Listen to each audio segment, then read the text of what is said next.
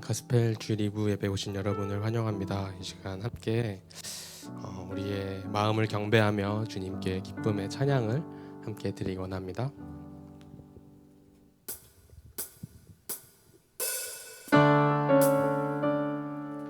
우리 주님께 감사하며 찬양의 제사로 주님의 성소로 나아가는 이 시간 우리 예배가 되길 원합니다. 우리 함께 찬양하겠습니다.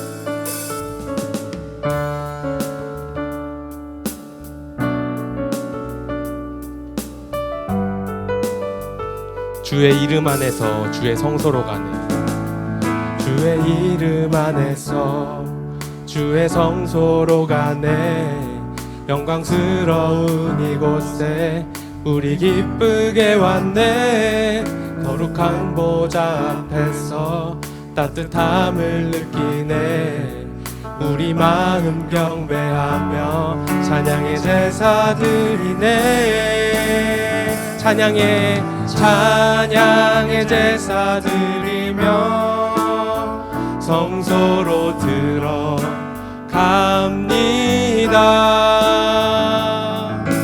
찬양의 제사 드리며 성소로 들어갑니다.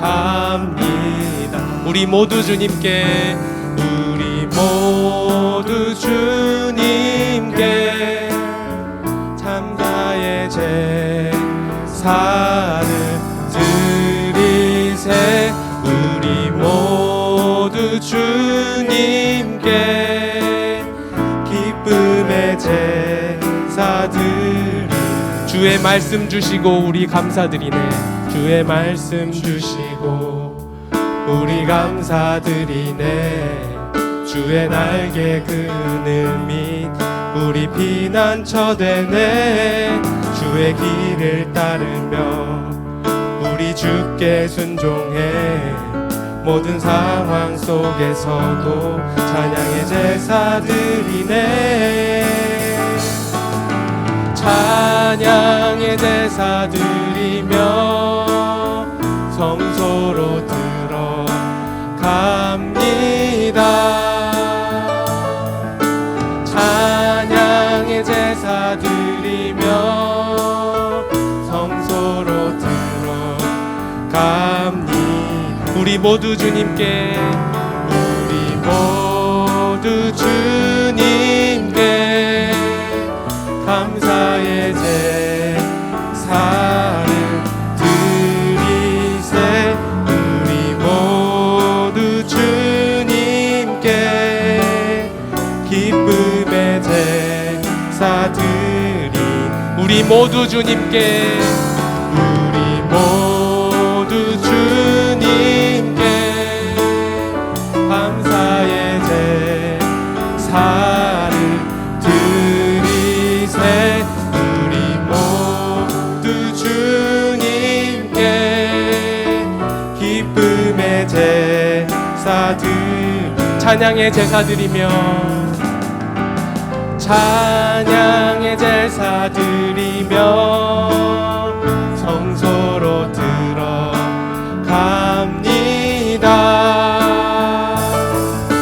찬양의 제사 드리며 성소로 들어갑니다. 우리 모두 주님께 감사의 제사를, 우리 모두 주님께 감사의 제사를 드리세. 우리 모두 주님께 기쁨의 제사 드리. 우리의 찬양을 받으신 주님께 영광의 박수 올리겠습니다.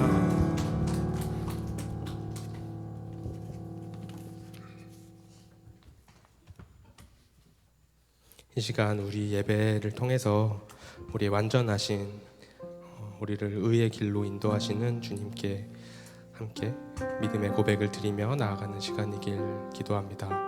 함께 찬양하겠습니다.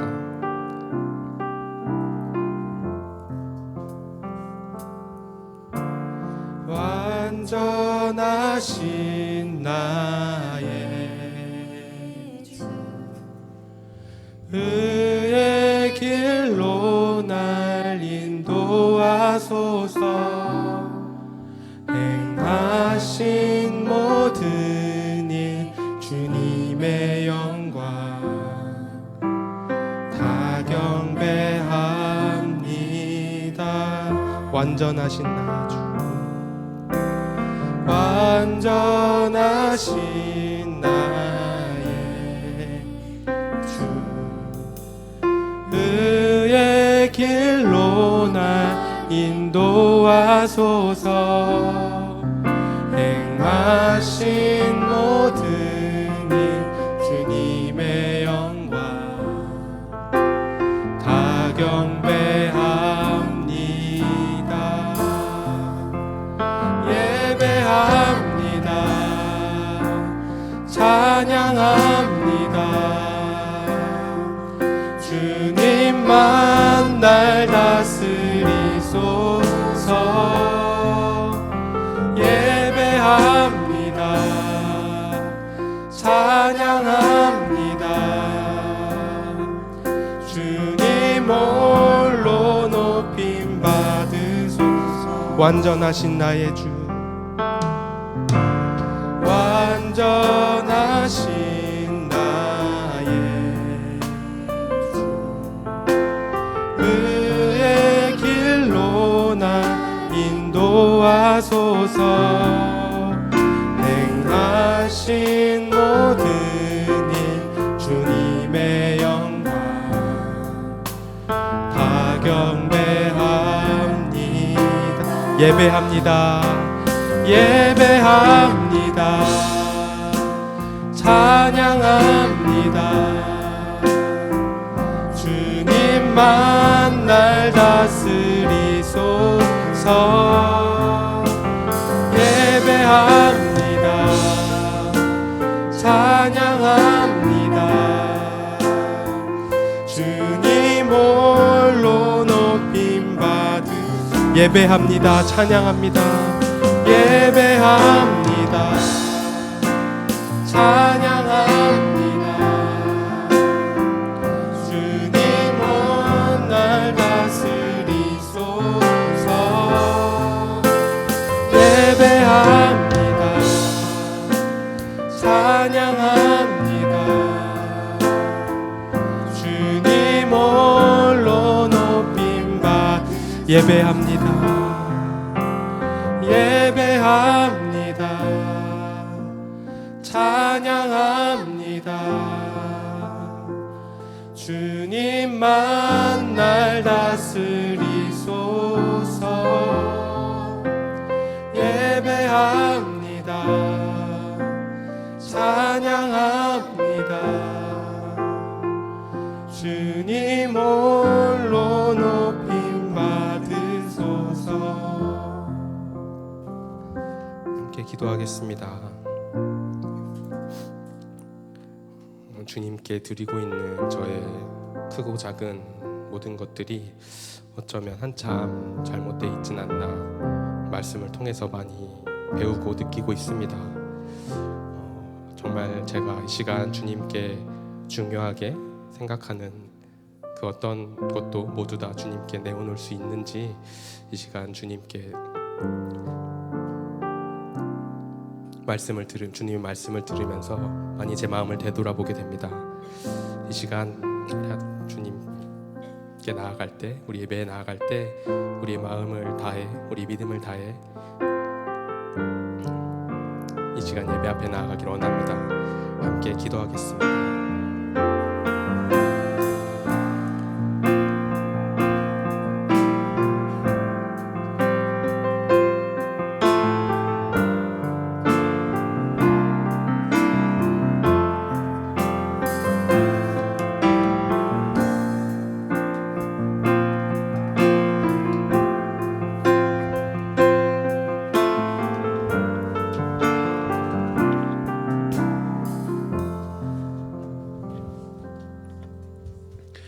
하나님의 선한 능력을 이 시간 기대하는 마음으로 함께 찬양하며 하나님 앞에 나가십시다.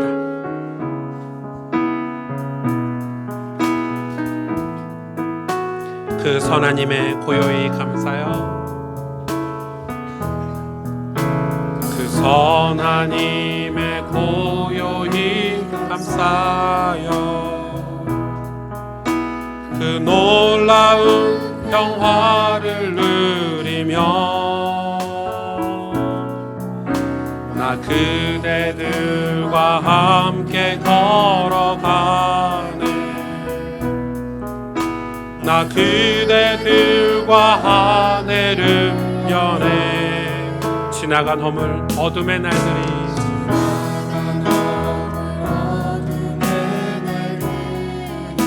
무겁게 내 영혼 짓눌러도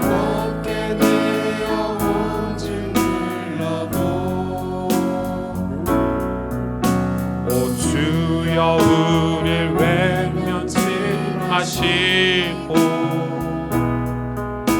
약속의 구원을 이루소서. 그 선한 힘이 우릴 감싸시니 믿음으로 일어날 일 기대하네. 주 언제나 우리와 함께 계셔 하루 또 하루가 늘 새로워. 주께서 밝히신 작은 촛불이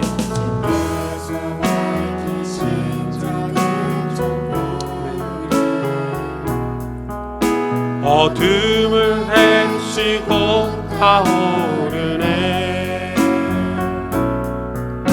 그 빛에 우리 모두 하나 되어 오늘 위에 비추게 하아멘. 그 선한 힘이 우리를 감싸시니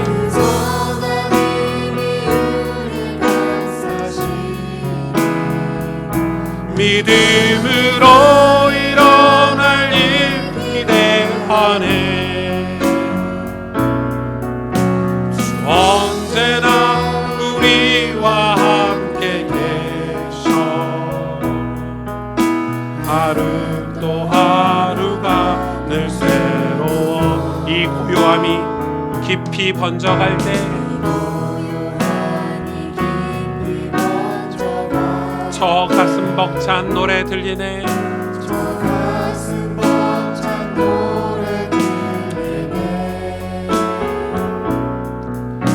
다시 하나가 되게 이끄소서. 당신의 빛이 빛나는 이 밤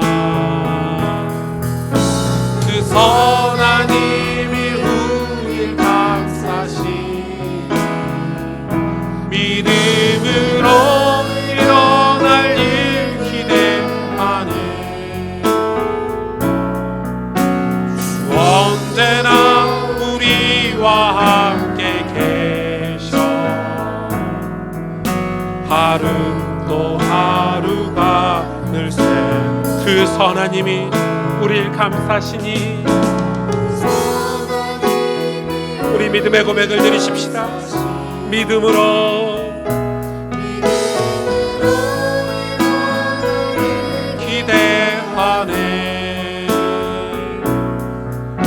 주 언제나 우리와 함께 계셔 하루 또 하루가 늘 새로워.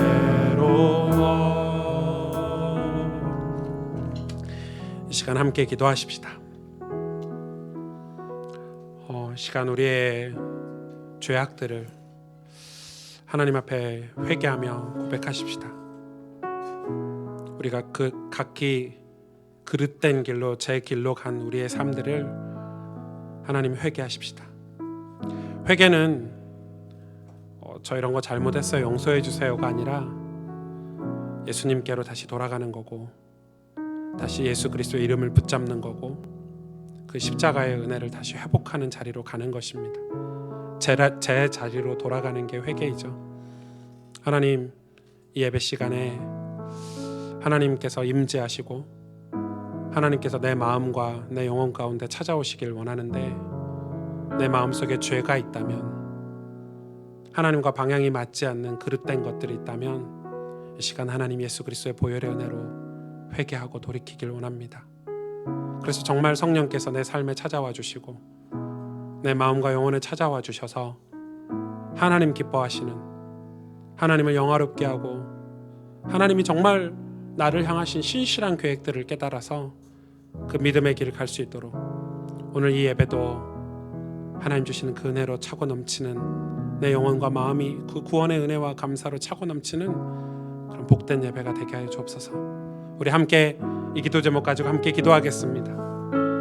하나님 감사합니다. 주님 붙잡아주시고 인도해 주시기를 원합니다. 아버지 하나님 정말 중요한 믿음의 고백을 하나님 앞에 드립니다. 우리 안에 있는 모든 악함들을, 우리 안에 있는 모든 죄악들을 하나님 앞에 낱낱이 고백합니다.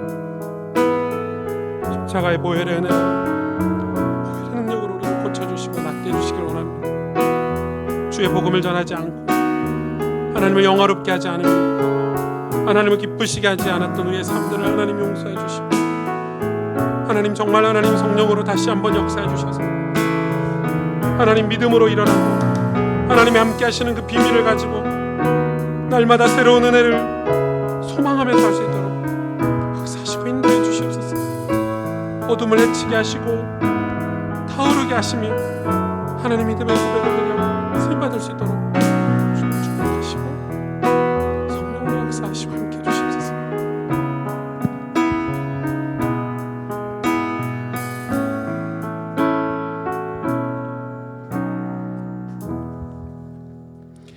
사도신경으로 우리의 신앙을 하나님 앞에 고백합니다. 전능하사 천지를 만드신 하나님 아버지를 내가 믿사오며 그의 아들 우리 주 예수 그리스도를 믿사오니 이는 성령으로 잉태하사 동정녀 마리아에게 나시고 본디오 빌라도에게 고난을 받으사 십자가에 못 박혀 죽으시고 장사한 지 사흘 만에 죽은 자 가운데서 다시 살아나시며 하늘에 오르사 전능하신 하나님 우편에 앉아 계시다가 저리로서 산 자와 죽은 자를 심판으로 오시리라. 성령을 믿사오며 거룩한 공회와 성도가 서로 교통하는 것과 죄를 사해 주시는 것과 몸이 다시 사는 것과 영원히 사는 것을 믿사옵나이다. 아멘.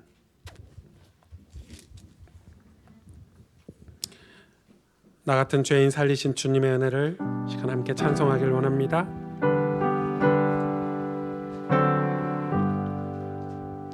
나 같은 죄인 살리신 주의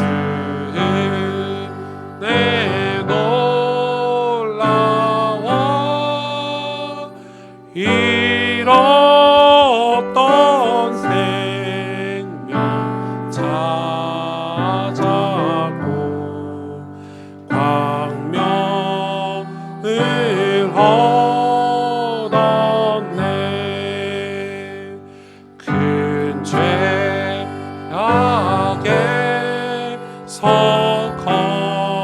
건지신 주 내 노마워 나 처음 믿은 그 시간 귀하고 귀하다. 이제껏 내가 산 것도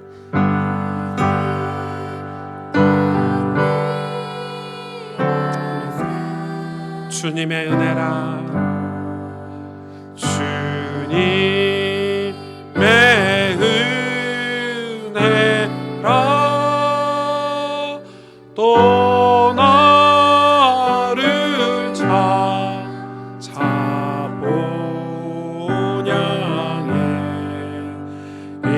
인도해 주시리. 거기서 우리 영원히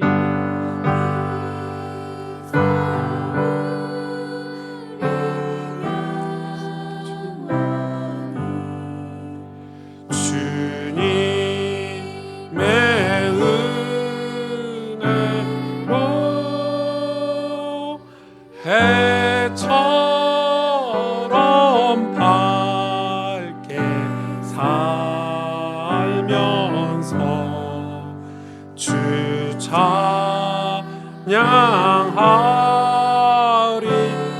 4절만 다시 한번 고백할까요? 거기서 우리 영혼이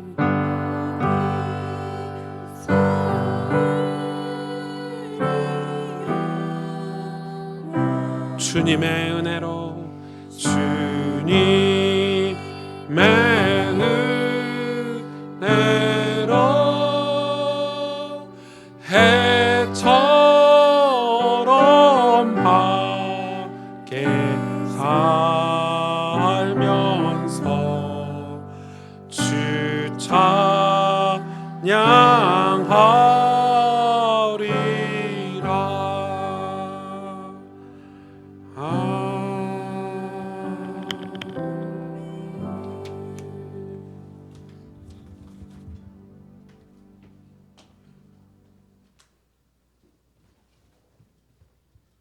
기도드리시겠습니다. 사랑의 하나님 감사합니다. 우리를 구원하셔서 하나님의 자녀로 불러주셔서 감사합니다. 오늘도 이렇게 예배의 자리에 나와 예배드리게 하심을 감사합니다. 우리가 말씀을 듣고 찬양하고 기도할 때 주님이 우리와 함께 계심을 확인하는 시간이 되도록 인도해 주세요. 예배를 통해서 우리의 마음이 회복되고 치유될 수 있게 인도해 주세요. 하나님, 우리가 레위기 말씀을 듣고 있습니다. 우리가 구원의 감사를 회복하고 구원의 감사와 기쁨을 교회와 이웃과 나누는 잔치가 있게 해주세요. 쉽지 않은 말씀이지만 그 말씀 속에서 참 의미를 깨닫게 해주세요. 말씀을 구체적으로 배우고 항상 하나님만 바라보고 믿고 의지할 수 있도록 인도해 주세요. 우리 삶이 말씀을 따라가고 하나님께 감사하며 주님께 영광 돌리는 삶이 되길 원합니다. 교회를 위해 기도합니다. 하나님을 사랑하고 서로를 사랑하며 기쁨이 넘치는 교회가 되게 해주세요. 말씀을 전하시는 목사님과 함께 하시는 전도사님들에게 지치지 않도록 힘을 더해주세요. 살아계신 우리 주 예수 그리스도 이름으로 기도드립니다. 아멘.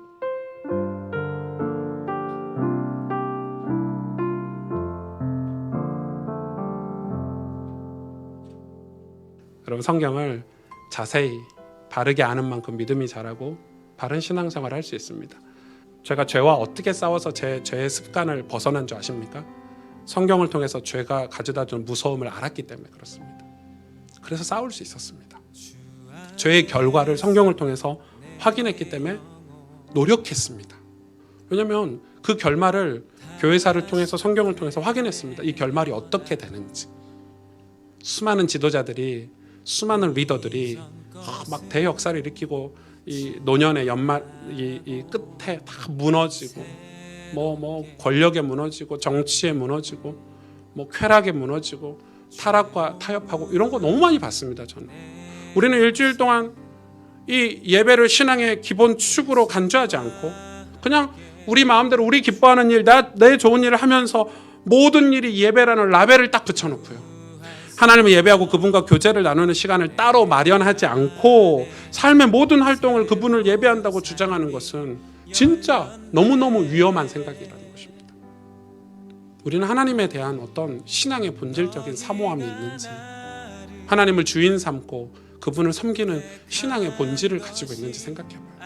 우리가 주일날 생계 때문에 일을 해야 되기 때문에 예배를 못 드린다면 어떻게 해야 돼요? 그러면 예배가 일이 끝나면 그 사모하는 마음으로 내 있는 곳에서 예배를 사모하고 말씀 듣기를 경청하고 하나님 앞에 회개하고 내가 하나님 앞에 온전히 예배드릴 수 있는 날들을 꿈꾸고 도전하고 준비해야 되는 게 정상이죠. 저와 여러분 시대에 하나님 받으시는 것은 우리의 중심을 받으십니다. 진짜 구원의 감격이 있는지. 여러분, 그런 사람이 진짜 신앙인 아닙니까? 여러분, 세상에서 우리가 같이 일할 때도 중심이 통하는 사람과 같이 일해야 재미가 있죠. 아니, 같이 호흡을 맞춰도 마음이 통하면 눈빛만 봐도 이 사람이 실수해도 괜찮고 이 사람이 좀 잘났어도 괜찮은 거예요. 중심이 통하니까. 하나님도 마찬가지인 거예요. 우리의 뭘 받으시겠냐? 네 속 가장 깊숙이 있는 중심을 받으십니다. 하나님 나의 구원자시다. 확신 없으면 못 드리는 거예요. 우리의 인생 가운데 실족하지 않고 하나님 앞에서 생명의 빛에서 사망에서 우리를 건지셔서 그 하나님 앞에서 살도록 만드신 그 감사함으로 하나님 앞에 서원하면서 드린 제사가 바로 화목제인 거예요. 그 구원받은 것을 정확하게 확인하고 사람들에게 공포하는 거예요. 내가 우리 가족들에게 진짜 내가 예수님 믿고 이런 죄사함을 받았다, 나 하나님과 화목하게 되었다고 음식을 나눈 것처럼 내 안에 있는 은혜를 나눈다.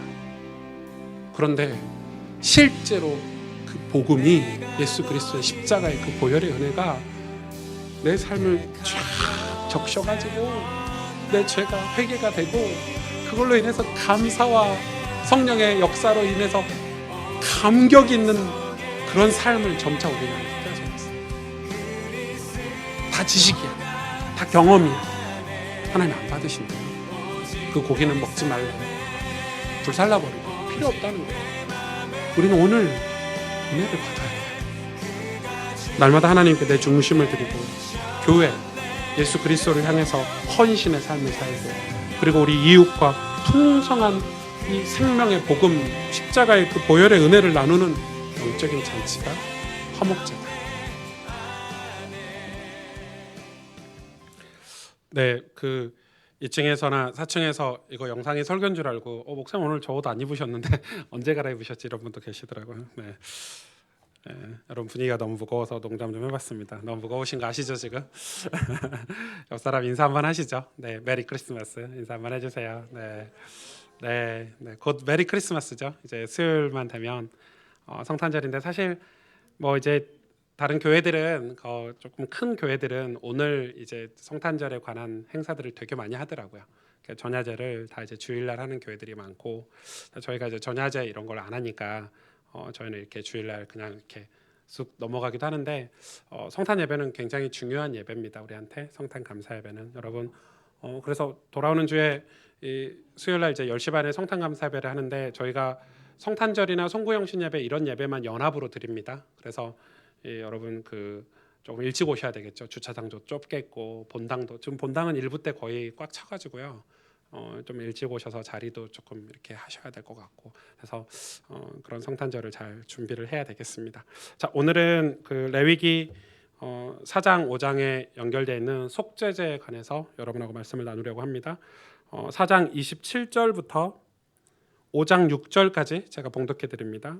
만일 평민의 한 사람이 여호와의 계명 중 하나라도 부지 중에 범하여 허물이 있었는데 그 범한 죄를 누가 그에게 깨우쳐 주면 그는 흠없는 암 염소를 끌고 와서 그 범한 죄로 말미암아 그것을 예물로 삼아 그 속죄 제물의 머리에 안수하고 그 제물을 번제물 잡는 곳에서 잡을 것이요, 제사장은 손가락으로 그 피를 찍어 제단 뿔들에 바르고 그 피 전부를 제단 밑에 쏟고 그 모든 기름을 화목제물의 기름을 떼어낸 것 같이 떼어내 제단 위에서 불살라 여호와께 향기롭게 할지니, 제사장이 그를 위하여 속죄한즉 그가 사함을 받으리라. 그가 만일 어린 양을 속죄제물로 가져오려거든 흠없는 암컷을 끌어다가 그 속죄제 제물의 머리에 안수하고 번제물을 잡는 곳에서 속죄제물로 잡을 것이요, 제사장은 그 속죄제물의 피를 손가락으로 찍어 번제단 뿔들에 바르고 그 피는 전부 제단 밑에 쏟고 그 모든 기름을 화목제 어린 양의 기름을 떼낸 것 같이 떼내어 제단이 여호와의 화제물 위에서 불사를 지니, 이같이 제사장이 그가 범한 죄에 대하여 그를 위하여 속죄한즉 그가 사함을 받으리라. 만일 누구든지 저주하는 소리를 듣고서도 증인이 되어 그가 본 것이나 알고 있는 것을 알리지 아니하면 그는 자기의 죄를 져야 할 것이요, 그 허물이 그에게로 돌아갈 것이며, 만일 누구든지 부정한 것들 곧 부정한 들짐승의 사체나 부정한 가축의 사체나 부정한 곤충의 사체를 만졌으면 부지중이라고 할지라도 그 몸이 더러워져서 허물이 있을 것이요, 만일 부지중에 어떤 사람의 부정에 닿았는데 그 사람의 부정이 어떠한 부정이든지 그것을 깨달았을 때에는 허물이 있을 것이요, 만일 누구든지 입술로 맹세하여 악한 일이든지 선한 일이든지 하리라고 함부로 말하면 그 사람이 함부로 말하여 맹세한 것이 무엇이든지 그가 깨닫지 못하다가 그것을 깨닫게 되었을 때에는 그 중 하나에 그것에 허물이 있을 것이니, 이 중 하나에 허물이 있을 때에는 아무 일에 잘못하였노라 자복하고 그 잘못으로 말미암아 여호와께 속죄제를 드리되 양떼 암컷 어린 양이나 염소를 끌어다가 속죄제를 드릴 것이요, 제사장은 그의 허물을 위하여 속죄할지니라. 아멘. 네, 여러분 나중에 그 뭐 4장 5장을 좀 자세히 읽어보시면, 근데 읽어도 이렇게 반복되고 이렇게 막상 이게 설교를 들어도 이게 뭔 내용인가 할 내용들도 되게 많고요. 오늘 속죄제에 대해서 같이 좀 살펴보려고 합니다. 우리가 지금 현재 드리고 있는 이 개신교 기독교의 예배 형태는 이 레위기 5대 제사의 근간을 둡니다.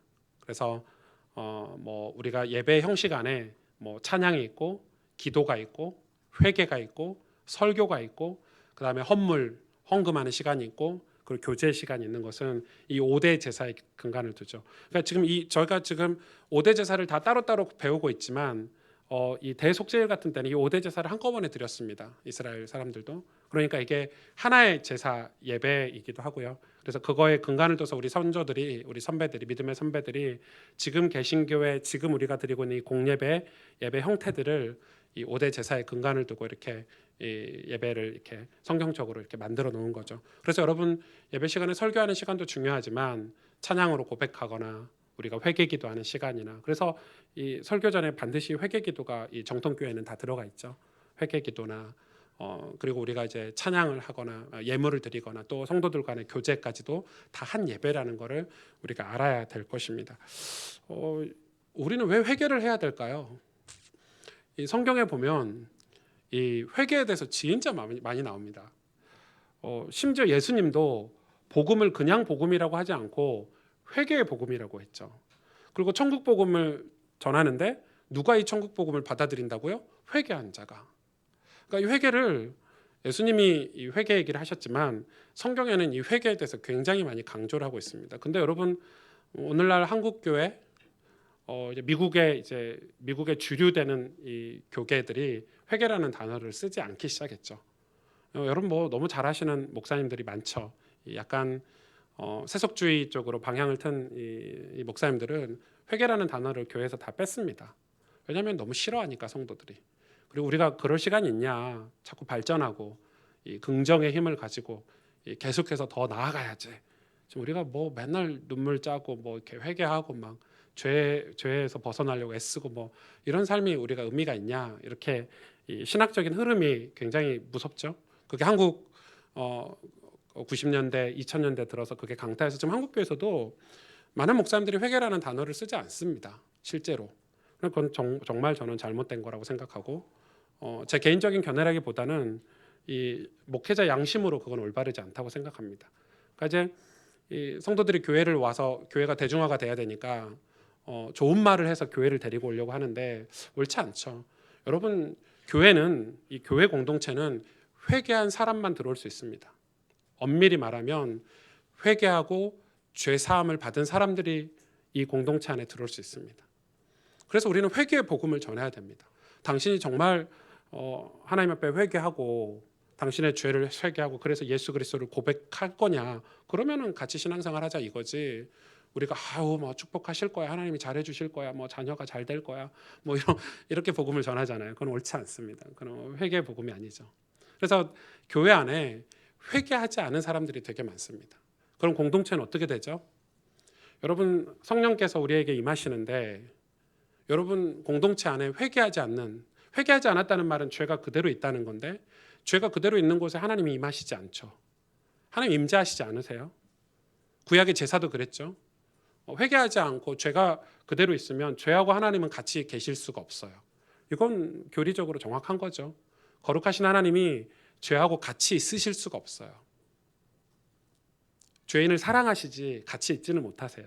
그래서 예수 보혈의 피로 우리가 죄 사함을 받으면 죄 문제가 해결이 되면 하나님이 함께 하시죠. 여러분 그러면 교회 안에 자꾸 회개를 모르는 사람들이 종교적인 사람들이 많으면 어떻게 되겠죠? 그게 예수님 시대잖아요. 그렇죠? 예루살렘 성전 안에 회개하지 않은 사람들이 너무 많았죠. 예수님이 성전 안에 사역하셨나요? 예수님은 성전 밖에서 사역을 많이 하셨어요. 여러분 오늘 이 회개에 대해서 제가 왜 강조를 하냐면 성경이 회개에 대해서 계속 얘기하고 있는데 왜 회개를 하라고 하는지, 도대체 회개를 매일 왜 우리에게 회개라는 걸 하라고 하는지를 살펴봐야 될 것 같고요. 그리고 그 회개가 도대체 뭘 의미하는지 정확하게 여러분 개념을 가지고 가셔야 돼요. 하나님 나 이거 죄 이제 안 지으려고 그랬는데 죄송해요 하고 내일 또 짓는 게 회개냐? 회개가 그런 거냐? 아니냐? 뭐 이걸 정확히 여러분 오늘 말씀을 통해서 이 속죄제를 통해서 확인을 해보시면 좋을 것 같아요. 여러분 성경은 왜 회개에 대해서 가르치냐면 죄 때문이에요. 회개에 대해서 왜 가르치냐면 죄가 있기 때문이에요. 죄가 없으면 회개를 가르치지 이유가 없죠. 여러분 죄가 없으면 회개도 필요 없고요. 용서도 필요가 없죠. 사실은 사랑도 필요가 없어요. 죄 때문에 하나님 우리에게 회개를 가르치시는 거예요. 죄가 있어서 그래요. 여러분 그 죄가 과거에 내가 예수님 처음 믿을 때만 있었어요? 아니죠. 지금도 있죠. 지금도 우리 삶의 죄는 계속되고 있죠. 이 죄는 히브리어로 하타트라고 그래요. 하타트라고 그러는데 뜻은 뭐냐면 빗나가다 이런 뜻이 있어요. 뭐 미스터 웨이 영어로 표현하면 영어 성경에 미스터 웨이 길에서 빗나간 거죠. 미스된 거죠. 그러니까 이 죄라는 개념 자체를 조금 이해를 하면 좋은데 뭐에서 원래 가야 될 길에서 빗나간 상태죠. 그래서 그 다윗도 시편에 이렇게 고백했죠. 우리가 우리의 길을 구부러지게 했다는 거예요. 원래 하나님을 향해서 우리가 원래 가야 될 길이 있는데 그 길을 우리가 구부러뜨렸다는 거예요. 그 악인에 대해서 설명해서 그렇게 악인은 자기의 구부러진 길을 가며 이렇게 얘기를 하고 있죠. 그러니까 이 빗나가다는 헬라어로는 하마르티아라고도 하고 뭐 하라르티아라고도 하고 하마르티아 이렇게 하는데 이거는 죄를 범하다는 뜻도 있지만 목표에서 벗어나다는 뜻이 있어요. 목표 뭐 이렇게 화살을 쏜다면 관역에서 벗어나다 이런 뜻이 있어요. 그러니까 원래 목표가 있는데 그 목표에서 이렇게 빗나가는 거죠. 그걸 죄라고 이제 헬라어 이 죄에 대한 근원은 그렇게 설명하고 있죠. 영어로 죄가 뭐죠? sin이죠. sin, S-I-N, sin인데 이거는 sin이라는 단어는 죄의 본질을 설명을 해요. 죄의 성품. 그러니까 정확히 우리가 알고 있는 단어로는 원죄, 뭐 오리지널 sin 이렇게 하고도 하지만은 sin 자체가 죄의 본질을 설명을 하는 거예요. 죄는 다시 말해서 죄를 짓게 만드는 게 신이에요. 죄를 짓는 거는 뭐죠? 낱낱의 행실들. 그건 신스죠. 그건 신스예요. 죄의 다양한 형태들. 여러분, 우리가 죄를 지어서 죄인인가요? 아니죠. 여러분 이 개념을 정확히 갖고 계셔야 돼요. 우리가 죄인이기 때문에 죄를 지어요. 이게 여러분 틀리면요 이단이 되는 거예요. 이단이 되는 거죠. 로마서 3장에 죄에 대해서 이렇게 설명하고 있어요. 기록된 바 죄인의 삶에 대해서 이렇게 설명하고 있죠. 의인은 없나니 하나도 없으며 깨닫는 자도 없고 하나님을 찾는 자도 없고 다 치우쳐 함께 무익하게 되고 선을 행하는 자는 없나니 하나도 없도다. 그들의 목구멍은 열린 무덤이요 그 혀로는 속임을 일삼으며 그 입술에는 독사의 독이 있고 그 입에는 저주와 악독이 가득하고 그 발은 피 흘리는데 빠른지라 파멸과 고생이 그 길에 있어 평강의 길을 알지 못하였고 그들의 눈앞에 하나님을 두려워함이 없느니라 함과 같으니라. 이게 죄의 길이죠. 파멸의 길, 평강의 길이 아니에요. 하나님을 두려워하는 길이 아니고 하나님을 두렵지 않다, 하나님의 존재를 망각하고 사는 길, 죄인의 길인 거죠. 여러분 그 하나님 창조 세계를 보면 금방 이해할 수가 있어요. 죄에 대해서. 하나님은 물고기를 물속에 살도록 창조하셨죠. 물을 떠나면 어떻게 되죠? 죽어요. 뭐 이렇게 살 것 같으세요? 물고기가 물속에 물을 떠나면 살 것 같으세요? 잠깐은 살겠죠. 뭐 몇 초는 살 수 있겠죠. 죽어요. 물고기는 물 떠나서 절대 살 수 없어요. 아무리 IQ가 높아도 아무리 물고기가 뭐 예쁜 옷을 입었어도 뭐 물속에서 뭐 어떤 호사를 누렸더라도 물을 떠나면 죽게 돼 있어요. 나무는요? 땅에 뿌리를 받고 살아야 돼요. 뽑히면 어떻게 되죠? 죽어요. 땅에 뿌리를 내리고 있을 때라야 거름도 필요하고 물도 필요하고 햇빛도 필요해요. 뽑힌 나무는 거름 주면 더 빨리 썩어요. 물 뿌리면 더 빨리 썩죠. 그냥 뽑힌 나무한테 물 뿌리면 더 빨리 썩어요. 햇빛을 비추면 더 빨리 말라요. 나무는 땅에서 이렇게 살아야 돼요. 물고기는 물속에서 살아야 돼요. 인간은요. 하나님 우리 인간을 여러분 우리 창세기 공부했잖아요. 하나님의 형상대로 창조하셨대요. 유일하게 인간만. 다시 말해서 하나님의 형상은 우리를 영적인 존재로 만드는데 영이란 게 따로 있는 게 아니에요. 우린 영이란 게 따로 있다고 생각하는데 영은 하나님이세요. 하나님은 영이시니 하나님이 우리 안에 계신 거예요. 하나님의 형상대로 창조됐다는 말은 하나님이 우리 안에 계신 거예요. 하나님이 함께 하셨다는 존재예요. 그런데 어떻게 됐죠? 사단 마귀의 유혹으로, 우리 기회가 되면 그 부분 자세히 설명하겠지만 우리가 하나님을 떠나게 됐어요. 하나님을 떠난 그게 죄인 거예요. 자, 물고기가 물 떠났기 때문에 목마르고 배고프고 죽죠? 사망에 이르죠? 물고기가 나쁜 짓 해서 죽나요? 아니죠. 물고기가 잘못한 거는 물을 떠난 거예요. 물고기가 착하고 나쁘고 의미가 없어요. 이 물고기가 평상시에 좋은 일을 했다 의미가 없어요. 물을 떠나면 죽는 거예요. 나무가 땅에서 뽑히는 그게 죄예요. 그게 신이에요. 하나님과 죄는 인간 사이의 분리를 얘기해요. 그게 죄예요. 하나님과 우리 인간이 분리되어 있는 게 죄예요. 그 자체가 죄예요. 이 죄에 대해서 여러분 잘 모르면 자꾸 우리가 뭐 나쁜 짓 했다, 거짓말했다, 뭐 이런 걸로 죄를 설명을 하거든요. 그건 다음 주에 속건죄를 설명할 때 설명할 거고, 죄는 하나님과 분리 상태를 얘기해요. 그래서 하나님과 분리되어 있는 순간부터 어떻게 됐죠? 불안하고 초조하고 공허하고. 왜? 하나님 형상이 떠났으니까. 내 마음이 공허하고. 그래서 거기서 뭔가 채우려고 인간이 살아가잖아요. 소유하고. 그래서 영적인 눈이 어두워져서 영적인 존재가 안 되고 육신의 존재가 된 거죠. 그리고 우리는 어떻게 됐죠? 죄의 싹슨 사망이라.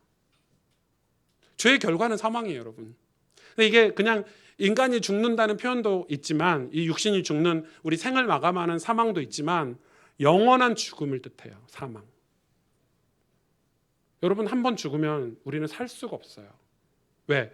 하나님이 계신 하나님 집에, 천국에 입성하지 못하고 영원한 지옥에서 영원히 살아야 돼요. 그렇게 만드는 죄를 우리가 너무 무지한 거예요. 죄에 대해서 우리는 너무 쉽게 생각하더라고요. 죄? 뭐 그 정도, 죄? 이렇게 생각을 하는 거예요. 하나님이 창조하신 대로 살아야 하는데 그것에서 빗나간 거죠. 우리 인간은 어떻게 창조되었죠? 하나님께 영광 돌리기 위해서, 하나님을 영화롭게 하기 위해서. 우리는 근데 마치 우리가 대단한 존재인 줄로 착각하죠. 그게 죄가 주는 유혹이에요. 원래 인간이 하나님 떠났을 때 사단이 유혹한 게 너도 하나님처럼 될 거야. 우린 착각이죠.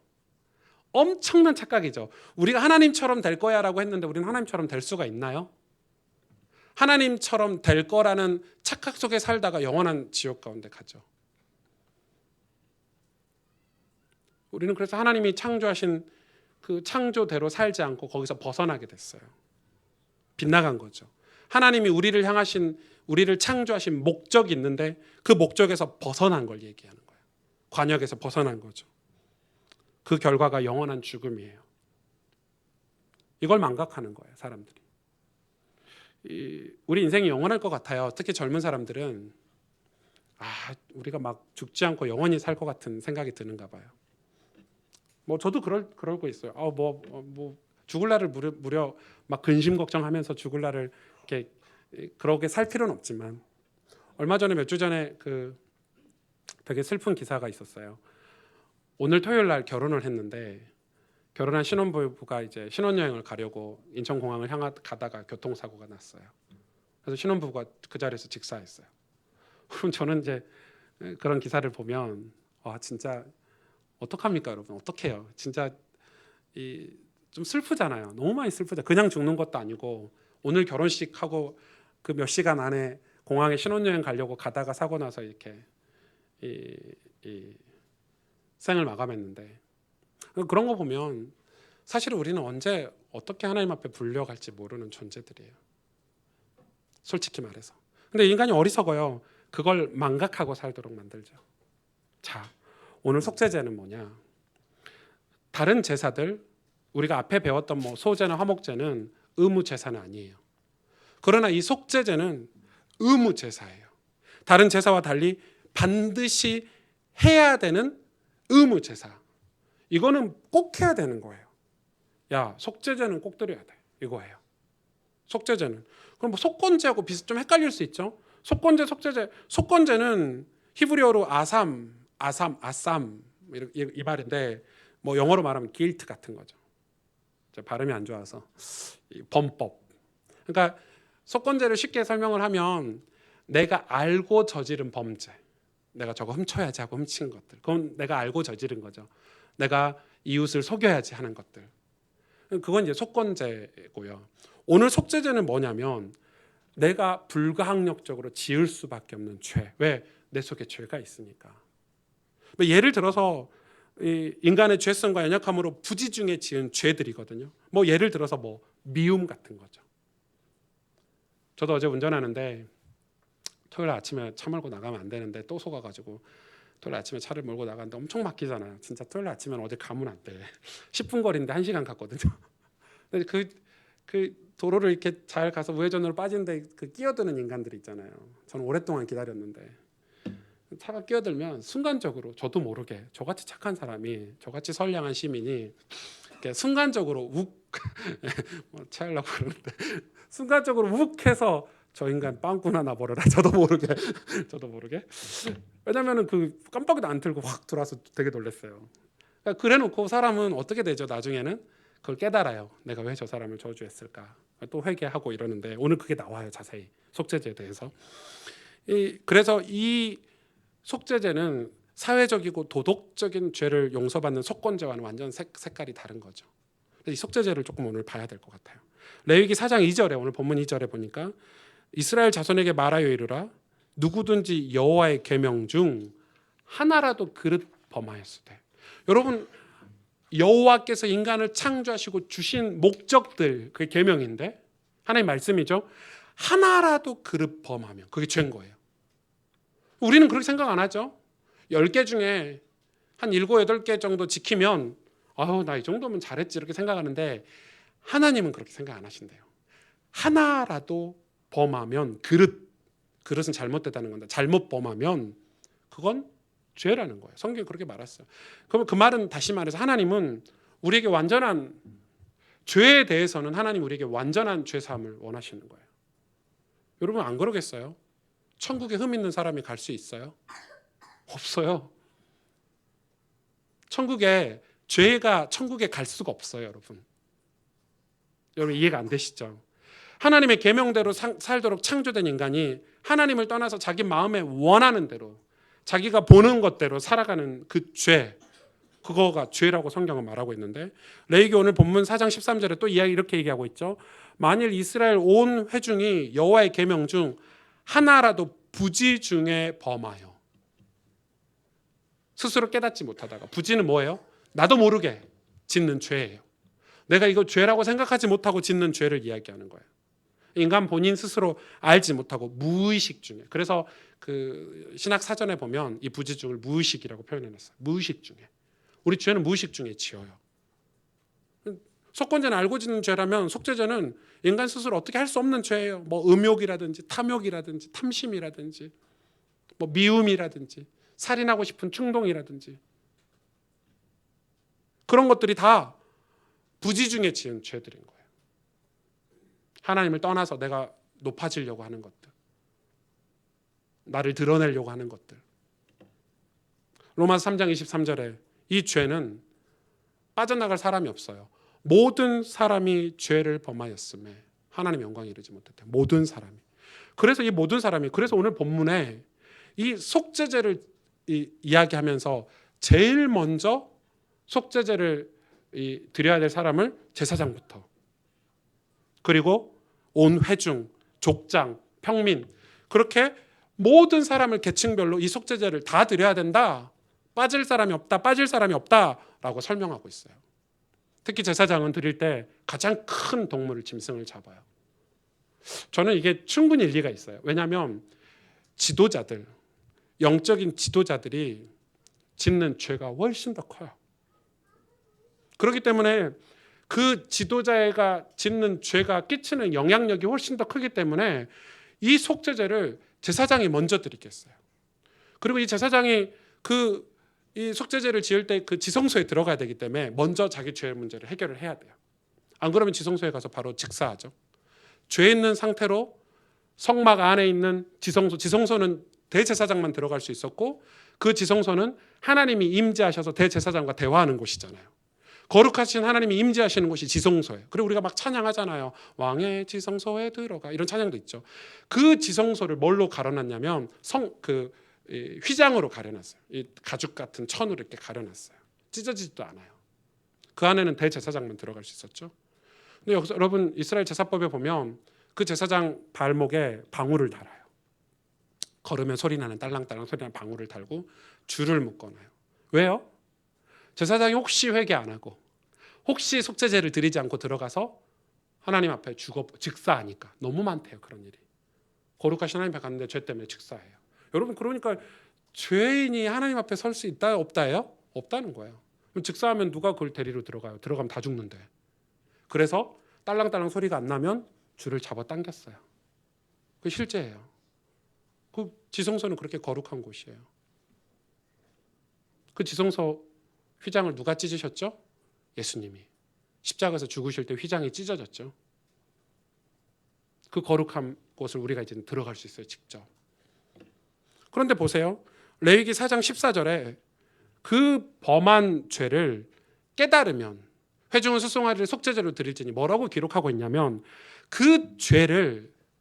이 죄를 깨달으면 바로 속죄제를 드리래요. 근데 여러분 죄가 깨달아지나요? 예. 깨달아져요. 누가요? 하나님의 백성은 구원받은 하나님의 백성은 죄가 깨달아져요. 죄책감이라는 게 생겨요. 왜냐 이건 굉장히 중요해요. 하나님이 죄에 대해서 언제 가르치기 시작한 줄 아세요? 출애굽하고 나서. 자, 출애굽 전에 애굽에 노예 생활할 때 애굽에 살 때는 종살이하고 살 때는 하나님이 죄에 대해서 안 가르치셨어요. 왜냐하면 그들은 그래서 애굽 사람이나 이스라엘 백성이나 똑같았어요. 똑같은 죄인이었어요. 그런데 그들이 죄를 알고 와 우리 죄 지었다. 야 우리 양의 피를 문설주에 바르자. 우리 출애굽하자 이렇게 나왔나요? 아니죠. 부지 중에 아무것도 모르고 있을 때 하나님이 모세를 세워서 문설주 양의 피를 바르게 하셨고 강제로 끄집어내셨어요. 구원은 그런 거예요. 그래놓고 광야에서 성막을 짓게 하시고 거기서 제사를 가르치면서 뭘 얘기하죠? 죄를 가르쳐 주시는 거예요. 하나님의 백성이 회개하면서 살아야 될 이유. 죄가 뭐다? 너희가 이렇게 살면 안 되는 존재다. 그때부터 가르치기 시작하시는 거예요. 굉장히 의미가 있죠. 우리는 구원받고 나서 이제 구원받았으니까 내 멋대로 살아도 돼? 그거 완전 틀린 말이에요. 이건 제가 행위를 얘기하는 게 아니에요. 행함을 얘기하는 게 아니에요. 지금 교회 보세요. 예수님 영접하고 다들 어떻게 사는지 한번 살펴보세요. 그래서 이 죄를 깨달으면 이 죄가 깨닫게 되잖아요. 그래 내가 왜 미워하는 마음을 가졌지? 내가 왜 저 사람을 죽이고 싶은 충동이 생겼지? 어떤 내가 여러 가지 죄들이 깨달아지면 바로 속죄제를 드리래요. 이게 왜 중요한 줄 아세요? 이거를 속죄제를 드리지 않으면 이 죄가 쌓이잖아요. 그럼 나중에 어떻게 돼요? 죄의 책감을 무시하기 시작하면 나중에는 성경적인 용어로 양심에 화인 맞은 상태가 되는 거예요. 양심에 화인 맞았다는 표현 아시죠? 이제 악인이 되는 거예요. 악인이. 얼마나 많아요. 우리나라에. 아동 성범죄하는 인간들. 이 죄를 가지고 돈 버는 사람들.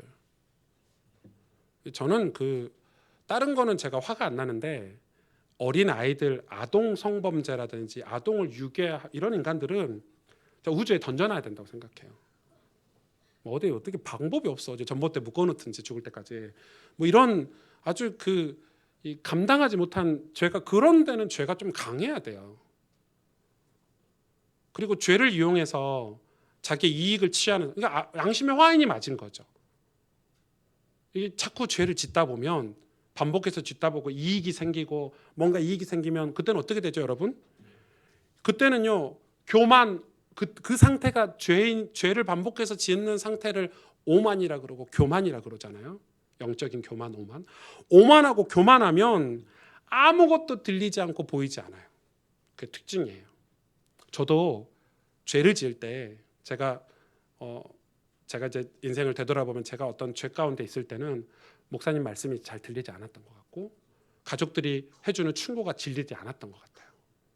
내가 맞아요. 그걸 자기 합리화하고 죄에 대해서 오만하고 교만하면 그렇게 되는 거예요. 자, 하나님의 심판이 보이지 않고 하나님의 구원의 음성이 우리를 구원하라, 회개하라, 천국이 가까이 왔느니라라는 하나님의 그 구원의 메시지가 들리지 않는 상태가 되는, 그게 영적으로 교만하고 오만한 상태인 거예요. 양심에 화인 맞은 상태죠. 솔로몬이 그걸 고백했잖아요. 들리지 않았다고. 그런데 너희는 그걸 듣고 살라고. 너희 젊을 때 그걸 심판주 하나님을 기억하고 살라고, 창조주 하나님을 기억하고 살라고 솔로몬이 얘기하잖아요. 왜냐하면 그렇게 살다가 어느 날 죽음을 맞이하는데 너무 원통하다는 거예요. 그런 인간에게 하나님이 구원의 길을 여신 거예요. 그게 속죄제예요. 창세기 3장 15절에 여자의 후손 이렇게 기록되어 있죠. 처음부터 하나님이 길을 여셨어요. 여기서 여자는 그런 성경은 여러분 보시면 안 돼요. 우먼이라고 번역되어 있거든. 이런 성경 보시면 안 돼요. 이 여자는 버진이에요. 처녀예요. 만약에 예수님이 처녀 동정녀에게서 나시지 않았으면 우리는 예수를 믿으면 안 돼요. 왜? 죄가 그대로 전가돼요. 자녀들에게. 이 원죄는 하나님 떠난 상태가 전가되기 때문에 우리는 태어나면 죄인으로 태어나게 돼 있어요. 뭐 여러분 어린 아이들이 죄도 안 지었는데 죽으면 천국 가냐 지옥 가냐 논란이 많은데 죄송하지만 죄인으로 태어나게 돼 있어요. 목사님 그러면은 그렇게 따지면요, 뭐 조선 시대 때는 예수님도 안 믿고 다 지옥 갔습니까? 그럼요. 그래서 우리가 있는 힘을 다해서 열방과 나라의 복음을 전하려고 애쓰는 거, 선교사를 파송하려고 애쓰는 거예요. 그건 하나님의 경륜이고 섭리겠지만 여러분 죄는 그렇게 무서운 거예요. 그런데 하나님이 우리에게 살 길을 열어주셨죠. 여러분 하나님이 얼마나 우리를 사랑하시냐면 요셉을 애굽의 총리로 보내셔서 이스라엘 백성이 애굽에서 그 은혜를 다 까먹고 400년이나 노예 생활을 하게 했어요. 그리고 400년 노예 생활 끝나고 모세라는 사람을 세워서 출애굽해서 그 사람들을 가나안으로 바로 보내지 않고 광야에서 성막 짓는 방법을 출애굽기를 통해서 가르치시고 레위기를 통해서 예배를 가르치셨어요. 우리 보고 지금 뭐 가르치시는 거죠? 이스라엘 백성을 도구로 삼아서 우리에게 너희들이 살 길은 피제사밖에 없어. 너희들이 살 길은 예수 그리스도 보혈의 피밖에 없어라고 이스라엘 백성들을 구약의 역사를 통해서 지금 오늘날 저와 여러분에게 이 하나님께서 가르쳐주고 계시는 교훈인 거예요. 그런데 이 제사의 형식 그리고 이 제사를 드리는 어떤 중심, 이게 사실은 사람들이 이렇게 얘기를 많이 하더라고요. 목사님, 믿음이 중요합니까? 행함이 중요합니까? 그럼 믿음이 중요해요? 행함이 중요해요? 그걸 나누는 것 자체가 믿음을 모르는 거예요. 행함과 믿음은 하나예요. 어떻게 사랑하는데 행함이 없고 행함이 있는데 사랑이 없습니까? 잘못된 거죠. 맞죠? 부모를 공경해요? 그럼 행함이 따라가게 돼 있어요. 부모를 공경하는 중심이 있으면 행함이 따라가고, 행하잖아요? 그러면 중심이 있기 때문에 행함을 하는 거예요. 마음 없이 절대 못해요. 성경을 자꾸 이분법으로 나누는데 믿음과 행함은 같은 거예요. 하나예요. 여러분 우리의 영과 육신을 나눌 수가 없어요. 자꾸 영적인 사람, 육신적인 사람 구분을 하는데 우리 몸이 이렇게 쪼개지나요? 여러분 이렇게 집에다가 영혼 놔두고 다니시고 육신적인 삶 살 때는 그거는 내 몸이 죄 현장에 가 있으면 내 마음도 죄 속에 있는 거예요. 내 마음은 안 변해. 뭐 이런 사람들 있죠. 술 먹으면서 중심은 깨끗해 이러는데 말도 안 되는 소리 하지 마세요. 반대로 중심이 병들면 몸이 아무리 선한 데 있어도 그 몸은 병든 사람인 거예요. 이해 가시죠? 하나예요. 믿음과 행함이 어떻게 나눠질 수 있어요? 사울왕이 전쟁을 하다가 막 지게 생겼거든.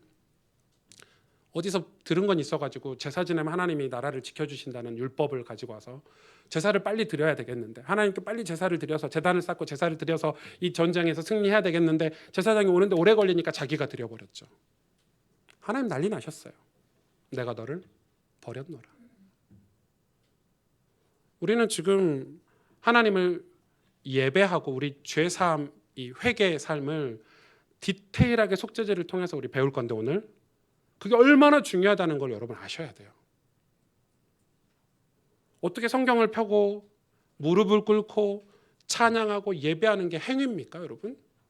그건 하나님에 대한 내 마음이고 중심이죠. 그걸 나누지 마세요, 여러분. 하나님 그런 과정들을 이스라엘 역사의 과정들을 통해서 우리에게 설명하셔요. 왜냐하면 십자가 사건이 예수 그리스도에서 십자가에서 죽으시고 부활하신 그 십자가 사건이 하나님의 완벽한 형식이에요. 제도예요, 제도. 여러분 예수님이 십자가에서 내가 창조주인데 좀 패스해. 야 이건 과정 생략하자. 그냥 부활할게 이러면 되겠어요? 다 이 구약의 예언된 대로 그대로 말씀대로 다 하셨어요. 하나도 생략한 게 없으세요. 예수님은 못 박혀셨죠. 창에 찔리셨죠. 침뱉음 당하셨죠. 굴욕을 당하셨죠. 예수님 성전 안이 아닌 성벽 밖에서 피 흘려 죽으셨죠. 골고다 언덕에서. 어떻게 신앙이 과정이 생략이 될 수 있어요, 여러분? 그럼 이 속죄제는 어떻게 드렸는지 한번 보실래요?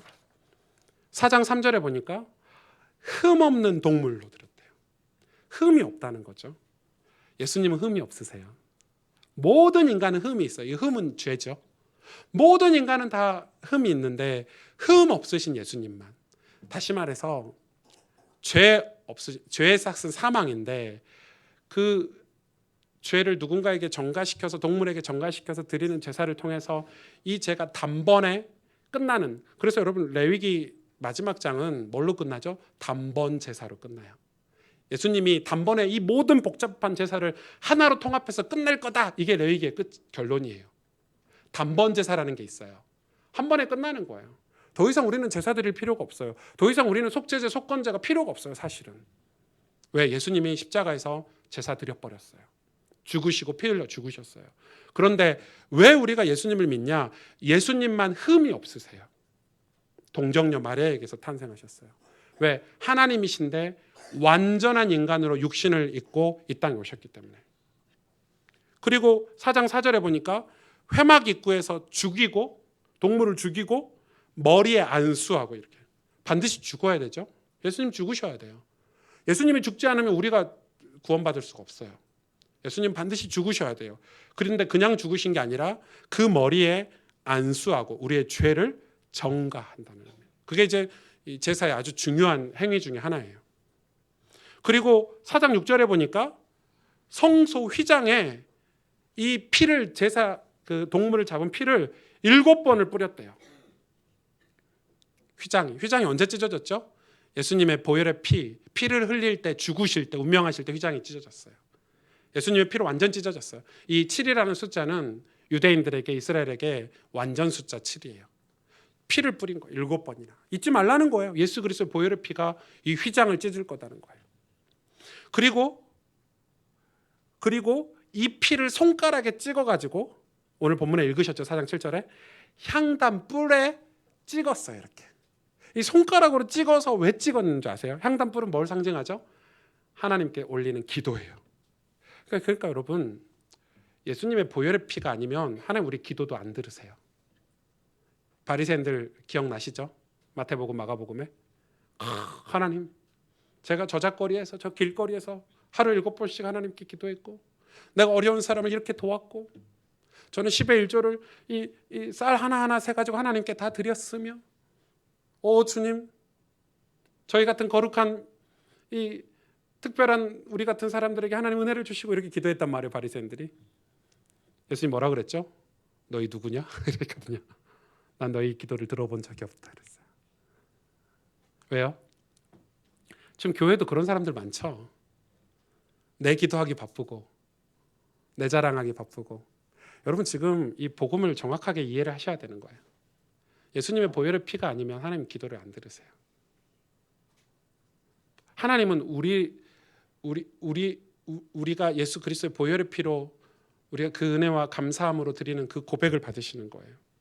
그리고 번제단은 이제 그 짐승을 태워 죽이는 그 단에 피를 뿌렸죠. 여러분 짐승의 피가 얼마나 많이 나오겠어요? 큰 짐승일수록 피가 흥건히 바닥에 뿌렸죠. 여러분 제사를 한 명이 드리는 게 아니잖아요. 바닥에 피를 계속 뿌려요. 여러분 그러면 바닥에 신발을 신어도요. 철퍽철퍽 그 피 비린내가 나는 상상을 해보세요. 지금 번제단 밑에 피를 계속 부었단 말이에요. 그러니까 바닥이 피가 막 흥청흥청하는 거예요. 이건 뭘 상징하죠? 뭘 얘기해요? 예수님께서 십자가에서 죽으시고 흘리신 피, 보혈의 피, 그 흘리신 피를 상징하죠. 그 흘린 피가 우리의 삶을 적실 때 우리는 새로운 인생을 살 수 있어요. 여러분 생각해 보세요. 제사 드리면서 피가요 발에 이렇게 밟혀요. 철퍽철퍽해요. 잊을 수 있겠어요? 피 아니면 안 되는 거예요. 그리고 마지막으로는 이 속죄제 마지막은 되게 특이해요. 오늘 레위기 4장 11절 12절을 보실래요?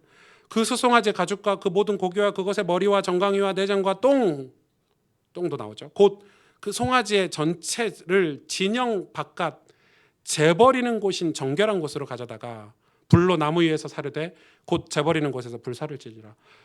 이 속죄제 결론은 진영 밖이에요. 나머지를 다 들고 가서요 피 흘리고 뭐 하나님께 드리고 기름을 태우고, 이 기름은 죄를 상징하기도 하거든요. 다 하고 이 나머지를 짐승을 진영 밖, 성막 밖 재버리는 곳. 다른 번제 드리면 이제 태우고 나서 죄를 버리는 곳이죠. 거기서 진영 밖에서 태워서 버린다는 의미가 있어요. 저는 이게 처음에 조금 이해가 안 됐어요. 왜 이렇게 밖에 추우면 어떡하지? 밖에 눈 오는데 그냥 안에서 태우지 뭐 이런 생각을 했는데, 그게 그냥 의미가 없는 게 아니라 히브리서 13장 11절에서 15절에 이렇게 기록되어 있더라고요. 이는 죄를 위한 짐승의 피는 대제사장이 가지고 성소에 들어가고 그 육체는 영문 밖, 진영 밖, 영문 밖 같은 거죠. 영문 밖에서 불사름이니라. 그러면서 뒤에 설명하고 있어요. 그러므로 예수도 자기 피로써 백성을 거룩하게 하려고 성문 밖에서 고난을 받으셨느니라. 그런즉 우리도 그의 치욕을 짊어지고 영문 밖으로 나아가자. 영문 밖으로 나아가자는 거예요. 우리 인생은, 사실 저와 여러분의 인생은 전부 진영 밖에 있어요. 성문 안에 들어갈 수 없는 존재들이에요. 왜요? 우린 천국에 입성할 수 없는 존재들이에요. 우린 다 죄인들이에요. 거기로 예수님이 오셨어요.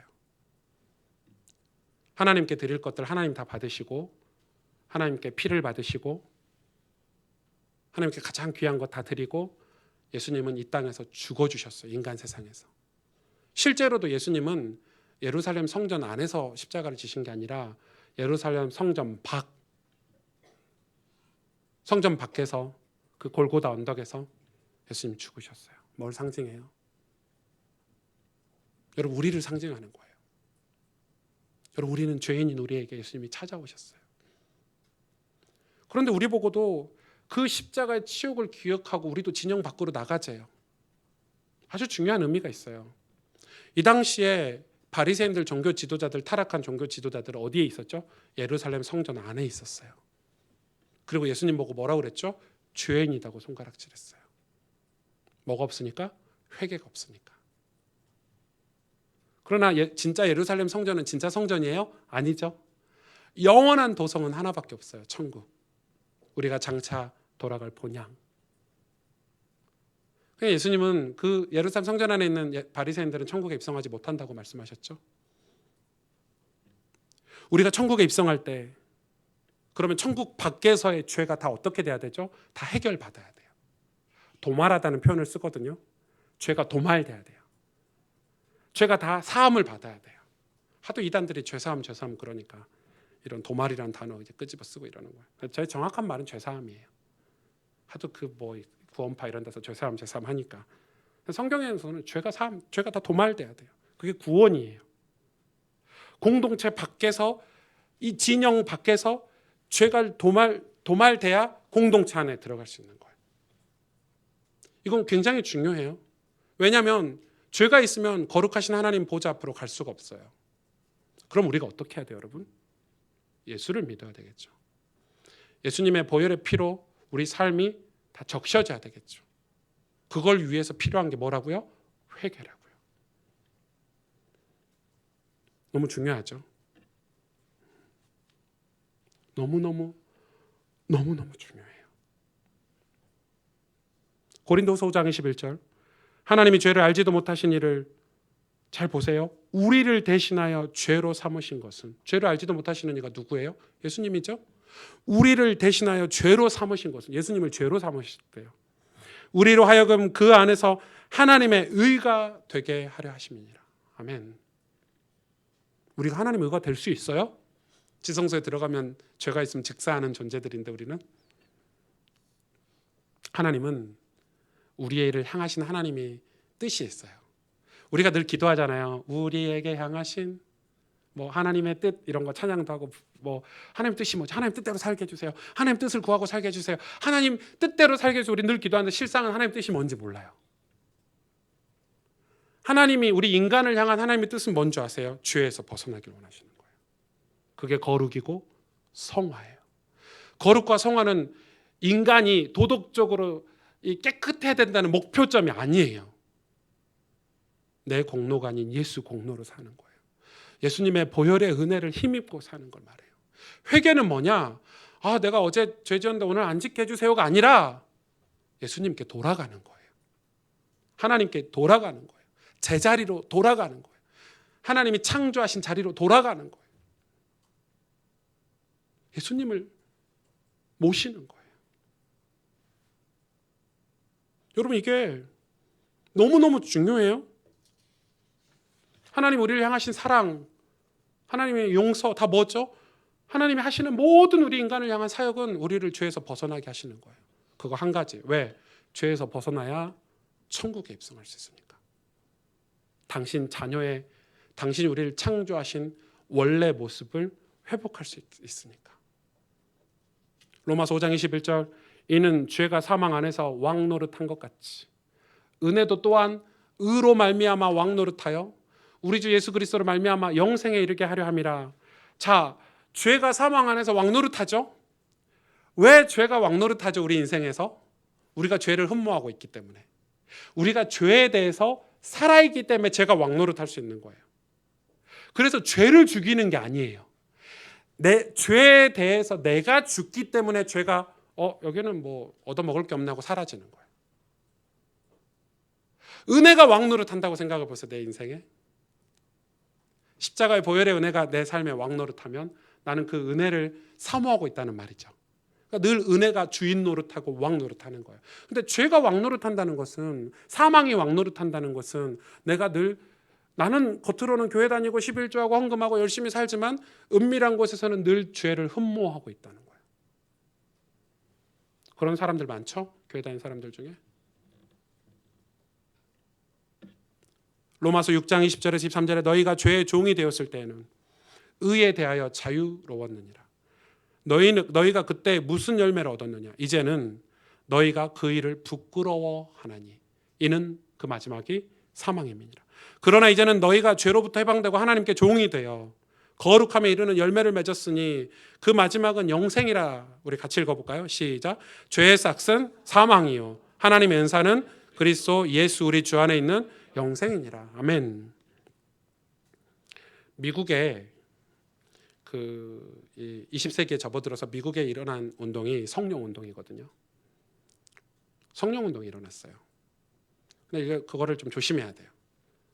성령 운동은 뭐가 전제돼야 되냐면 회개가 전제돼 있어야 돼요. 그런데 미국에서 일어난 성령 운동은 다 뭐하고 이렇게 연결이 됐냐면 은사주의하고 다 연결이 됐어요. 은사 좋은 거죠. 은사를 개발해야 돼요. 하나님 주신 달란트, 은사. 근데 가만히 보세요. 그 성령 운동의 끝이 뭐냐면 은사주의인데, 그 은사주의가 다 뭐죠? 다 우리 인간의 성공을 이야기하고 있어요. 세속주의예요. 야, 너 그거 개발해서 하나님께 영광 돌려. 야, 너 사업 성공해서 하나님께 영광 돌려. 야, 너 그거 잘해서 하나님께 영광 돌려. 이거지만 그걸 위해서 성령 운동이 일어났단 말이에요. 미국에서. 회개가 없는 성령 운동. 여러분, 그거는 옳지 않아요. 결과가 좋지 않잖아요. 그래서 이런 거예요. 내가 기도하는데 뭐 기도까지 표현이 어렵고, 제가 저희 와이프를 사랑하는데 내가 우리 와이프를 사랑하면 우리 와이프가 나를 위해서 이거 해줄 거야, 이런 거하고 같은 거예요. 악한 거죠. 악한 거예요. 내가 장로님한테 인사드리고, 우리 교회 장로님한테 막 인사드리고, 장로님 건강하시죠? 장로님 기도할게. 이게 뭔가 얻어내려고 하는 이면에 이 목적이 있으면 그건 악한 거죠. 그건 좋은 교제가 아니죠. 성령 운동이 그렇게 흘러갔어요. 그게 한국을 강타했죠. 여러분, 이거 좀 무서운 얘기예요. 그래서 뭐가 사라졌어요? 회개가 사라졌어요. 왜 회개가 사라진 줄 아세요? 그건 진짜 성령 운동이 아니기 때문에. 요한일서 1장 9절에 10절에 만일 우리가 우리 죄를 자백하면 그는 미쁘시고 의로우사 우리 죄를 사하시며 우리를 모든 불의에서 깨끗하게 하실 것이요 만일 우리가 범죄하지 아니하였다면 하나님을 거짓말하는 이로 만드는 것이니 또한 그의 말씀이 우리 속에 있지 아니하니라. 말씀이 육신이 돼 우리 가운데 거하시는 게 예수님 모시고 사는 거죠. 그게 영접이잖아요. 근데 우리는 저는 여러분 가족들 전도할 때 그렇게 안 하셨으면 좋겠는데, 야 영접해. 지금 예수님 영접해야 돼. 지금 영접 안 하면 지옥 가. 뭐 이런 식으로. 그리고 너 영접해야 돼. 뭐 이런 식으로 하는데 막 복음 메시지 전하고 이러잖아요. 여러분 좀 저는 그게 조금 이렇게 제 성격인지 모르겠는데 저는 그렇게 해서 영접시킨 사람이 제대로 신앙생활하는 사람 몇 명 없어요. 제 주변에. 제가 좀 잘못했는지 모르겠지만. 왜냐하면 사람을 구원하는 것은 성령께서 하시는 일이에요. 하나님의 일이에요. 그러면 내가 어떻게 해야 되죠? 내가 그 사람에게 복음, 내 안에 계신 예수 그리스도, 그게 진짜 감사하고 감격해서 전하는 그 고백들이 영향을 끼치는 거지. 영접해, 영접했냐? 내가 오늘 한 명 영접시켰다. 이건 옳지 않다고 생각해요. 왜 이게 제가 중요하게 얘기하냐면, 저는 이제 신앙생활 하면서 제가 한 가지 해결하지 못한 과제가 있어요. 그게 뭐냐면 부흥이에요. 제가 한 가지 풀지 못한 과제, 물론 부흥이 뭐다는 건 이론적으로 알아요. 부흥은 성령이 임재하셔서 그 사람이 죄를 회개하고 이 하나님의 영으로 충만하게 돼서 죄의 삶을 다 걷어내고, 그리고 하나님 주신 그런 사명으로 살아서 우리 이웃들과 가정이 다 변화되고. 여러분, 그런 부흥운동이 역사적으로 많았죠. 영국에서도 있었고 미국에서도 있었고, 나라마다 복음이 들어간 나라마다 그런 역사들이 있었잖아요. 우리나라에도 70년대 그런 회개운동을 통해서 사람들이 회개하고 죄를 고백하고 자백하고, 더 이상 내가 술집에 가지 않겠다, 내가 더 이상 쾌락과 탐하지 않겠다, 내가 더 이상 세상과 손잡지 않겠다, 나 이제 하나님을 사랑하고 이웃을 사랑하고 하나님을 예배하면서 살겠다. 이게 너 그렇게 살아라고 메시지를 들어서 그렇게 사는 건가요? 아니죠. 성령이 임하셔서 그렇게 됐죠. 근데 저는 그걸 아직 경험을 못 해봤어요. 저 개인은 조금 경험해봤죠. 저는 여전히 성령의 역사가 너무 갈급해요. 저는 가스펠교회를 개척하고 지금 레위기를 공부하면서 왜 성령의 역사가, 그 불같은 성령의 역사가 일어나지 않을까를 레위기를 통해서 깨닫게 됐어요. 정확하지 않았구나. 여러분, 가스에 불이 들어오려고 해도요, 밸브를 열고요, 환기를 시켜놓고요, 안전을 위해서 단계가 다 있어요. 여러분, 가스 밸브 잠궈놓고 아무리 켜보세요, 불 안 들어요. 우리는 정말 신앙생활을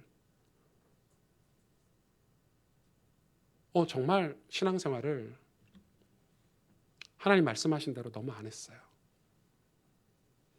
그냥 우리 눈짐작으로, 그냥 어서 들은 풍월로, 그냥 복음을 너무 지식적으로만 전해 들었어요. 다시 말해, 이 말의 결론은 뭐냐면 우리 삶에 죄가 아직 그대로 있다는 거예요. 죄가 그대로 있다면 성령께서 결코 함께 역사하시지 못하는 거예요. 우리가 능력이 부족해서, 실력이 부족해서 세상을 못 변화시키는 건가요? 남에게 말 못할 더러움이 우리 그릇 속에 있기 때문에 그게 문제 아닌가요? 솔직히 말해서. 성령이 내 안에 오셔서 역사하시고 싶은데 내 안에 더러운 게 그대로 있는 거예요. 그 더러움이 있기 때문에 누가 주인 노릇하죠? 그 죄의 주인이 마귀인데 마귀가 그래서 내 안에 주인 노릇하고 있는 거예요. 그대로, 왜냐하면 죄가 그대로 있으니까 죄가 사망의 주인 노릇하고 있는 거예요. 그래서 뭐라고 얘기하죠?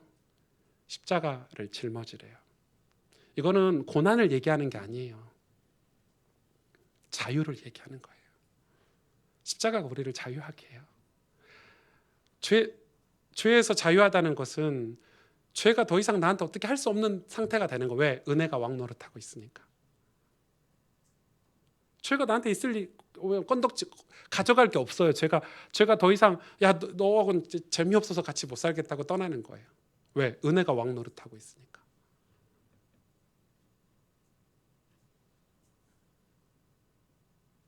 성령께서 역사하셔야 죄에서 승리할 수 있고, 성령께서 임하셔야 우리 가정의 변화가 일어날 수 있고, 이 땅에 어둠들이 사라질 수 있고, 성령께서 임하셔야 교회들이 진정한 참된 부흥을 맛볼 수 있는데 더 이상 성령을 사모하지 않아요. 왜? 회개하기 싫거든요. 의도적으로 그러는 경향이 있어요. 왜 회개를 매일 해야 됩니까? 우리 매일 성령이 필요하고 매일 예수님이 필요하니까요. 매일 죄가 우리를 유혹하니까요. 여러분 성경 읽어보세요. 뭐 멀리 안 가보셔도 로마서만 읽어봐도 답이 나와요. 개인마다 교회 공동체마다 성령의 역사가 일어나야 돼요. 그럴 때 뭐가 일어나냐면 이 구원의 역사가 시작이 돼요. 그 죄에서 자유하면서 오는 게 뭐죠? 그게 감사예요. 그게 구원의 기쁨이에요. 우와! 내가 이 죄에서 자유하게 됐구나. 예수 그리스도의 그 보혈의 은혜로 내가 이 죄와 더 이상 상관없는 존재가 됐구나.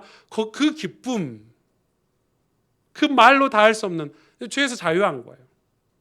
돈에서 자유하고, 예를 드는 거예요. 여러분 돈이 내 인생의 주인 노릇하면 늘 돈의 노예가 돼서 살겠죠. 그럼 내가 돈보다 더 큰 걸 가지고 있어요. 뭐 은행을 가지고 있어. 아니, 돈이 은행이 같은 건가? 돈보다 더 큰 걸 뭔가 가지고 있어. 그러면 돈에 대해서 자유하겠죠? 나 돈 필요 없어. 더 큰 거 있는데. 그게 자유예요. 그 자유가 감사예요. 기쁨이에요. 요즘은 기쁨 이러니까 구원의 기쁨 이러니까 구원의 기쁨을 회복합시다 했는데 사람들이 구원의 기쁨이 뭔지 모르거든요. 사실 먹는 것보다 덜 하잖아요. TV 보는 것보다 더 재미없잖아요. 왜? 구원의 기쁨을 상실한 시대예요. 그러니까 맨날 구원의 기쁨 하는데 사실 구원의 기쁨이 뭔지를 몰라요. 성령 체험이 없으니까. 죄사함의 기쁨을 모르니까. 왜? 회개가 없어요. 회개가 없는데 어떻게 구원의 기쁨이 있을 수 있어요? 어떻게 그 감격이 있을 수 있어요?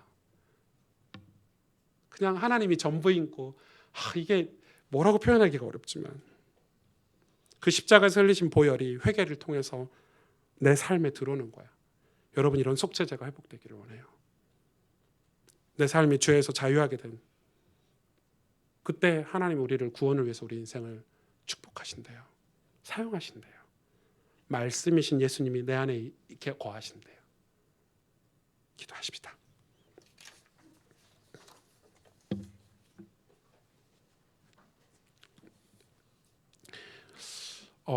제사에 대해서 지금 공부를 하고 있는데 도대체 뭘 기도해야 될까? 너무 어렵고 막 복잡하고 이런 마음이 들기도 해요. 그런데 얼마나 정확한지요. 하나님은 우리가 당신이 창조하신 인간이 죄에서 벗어나길 원하세요. 우리의 모든 이 땅에서 벌어지는 우리의 아픔, 슬픔, 범죄함들이 다 죄에서 나오는 것들이에요. 하나님이 그래서 우리를 죄에서 벗어나기 위해서 당신이 직접 이 땅에 인간의 육신을 입고 오셨어요. 대신 죽어주셨고 피 흘려주셨고 침뱉음 당하고 창에 찔리고 모욕을 당하셨어요. 그게 하나님 사랑 아닙니까? 그게 하나님 우리를 향하신 용서함이고 긍휼이고 죄에서 벗어나길 원하시는 하나님. 그 길을 다 열어놓으셨어요. 그 길이 바로 예수예요. 내가 길이요 진리요 생명이니 나로 말미암지 않고는 아버지께로 올 자가 없느니라. 속죄제는 바로 예수를 상징해요. 회개는 뭐예요? 날마다 예수님 찾는 거예요. 날마다 예수님 고백하는 거예요. 내가 사는 게 아니고 예수님으로 사는 거예요. 여러분, 우리 인생에 죄가 깨달아지고 자칫하다 이 길이 아닌데 싶으면 다시 예수님께 돌아가셔야 돼요. 다시 그 보혈의 피를 의지해야 돼요. 그게 어찌 과거의 일입니까? 어찌 한 번의 일입니까? 이 땅에 살면서 우리는 누군가에게 이 예수님을 전해야 되는데, 제사장도 자기가 누군가에게 이 사실을, 제사를 가르치면서 먼저 제사를 드렸어요. 우리가 이런 삶이 없으면 우리는 병들고 썩어지고 고이게 돼요. 은혜가 흘러가기 위해서 우리는 이 속죄제를 회복해야 되는 거죠. 주님, 저는 죄인입니다. 이 말은 막 울고 이러란 말이 아니라 날마다 십자가의 보혈의 은혜로 구원하여 주셔서 감사합니다. 그래서 말씀을 통해서 우리 죄를 분별하고 십자가의 보혈의 능력으로 죄에서 벗어나는 성령께서 우리 마음속에 오셔서 다스리시고 인도하는 삶을 살기를 원합니다. 그래서 구원을 향한 거룩한 열망이 생겨나고 구령의 열정이 뜨거워지고 회개와 구원의 기쁨, 감사가 넘치는 우리 신앙생활이 되기를, 이 시간에 오늘 말씀을 붙잡고 함께 마음을 담아서 함께 기도하겠습니다.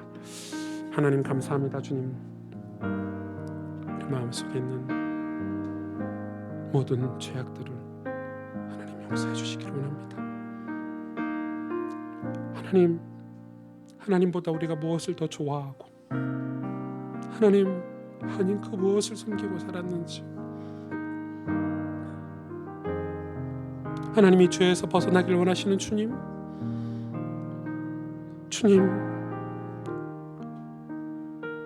사망에 대해서, 죄에 대해서 죽기를 원합니다. 그리고 의에 대해서, 하나님 은혜에 대해서 살아있기를 원합니다. 하나님, 그래서 성령께서 내 안에 오시기를 간절히 기도합니다. 우리 가정에, 우리 교회에 성령의 임재가 있기를 원합니다. 죄를 불태우시며 우리를 거룩하게 하시고 성화하시는 성령의 역사를 사모하오니 하나님 우리에게 은혜를 베풀어 주시고 인도하여 주시기를 원합니다. 주님, 역사해 주시기를 원합니다. 주님,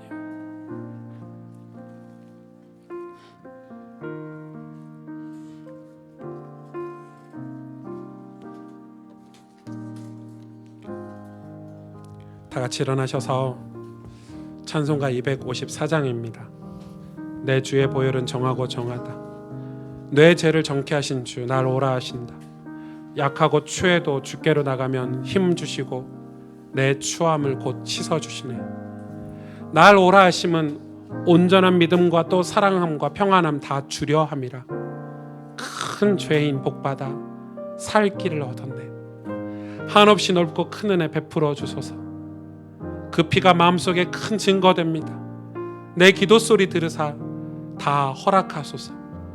내가 주께로 지금 가오니 십자가의 보혈로 날 씻어 주소서. 함께 고백하십시다.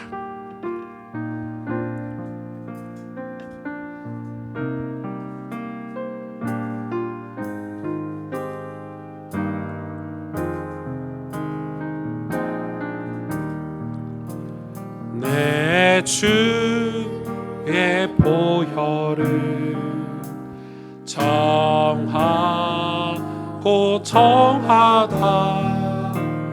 내 죄를 정케 하신 주, 날 오라 하신다. 내가 주께로 지금 가오니 십자가의 보혈로 날 씻어 주소서. 약하고 추해도 주께로 나가면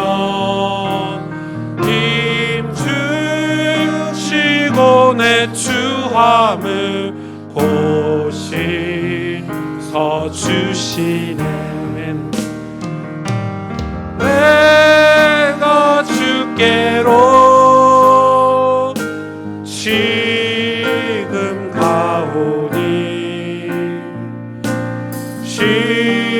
십자가의 보혈로 날 씻어주소서. 날 오라 하심은 온전한 믿음과 또 사랑함과 평안함 다 주려 함이라. 아멘. 내가 주께로 지금 가오니 십자가의 보혈로 날 씻어주소서. 큰 죄인 복받아 살 길을 얻었네. 살 길을 얻었네. 한없이 넓고 큰 은혜 베풀어 주소서. 내가 주께로 지금 가오니 내가 주께로 지금 가오니 십자가의 보혈로 날 씻어주소서. 그 피가 맘속에 큰 증거 됩니다. 증거 됩니다. 내 기도 소리 들으사 허락하소서. 아멘. 내가 주께로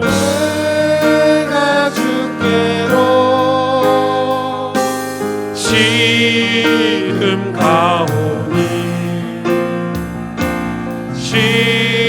십자가의 보혈로 날 씻어주소서.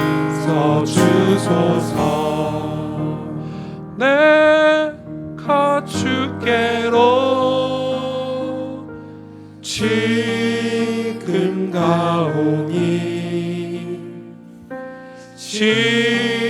십자가의 보혈로 날 씻어주소서.